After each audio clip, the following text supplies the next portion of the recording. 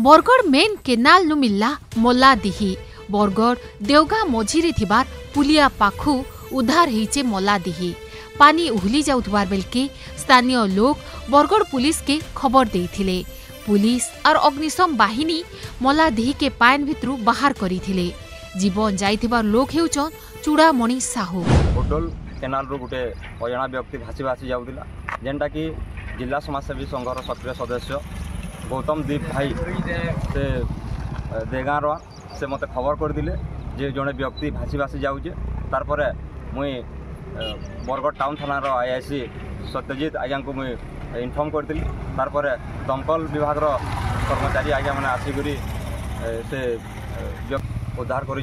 छत्तीसगढ़ महासमुद नु आसिकरी बने बरसला चूड़ामणि बरगढ़ तलीपड़ा ने भड़ारे रहुथिले। से अंबापाली रास्ता ने पान दुकान करिकिना निजर पेट पुसुथिले।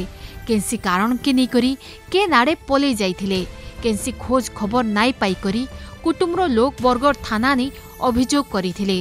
पुलिस अटका तदंत करिकिना मल्लादिही के पोस्टमार्टम कला परे तांकर कुटुम्बर लोग को हस्तांतर करिचे।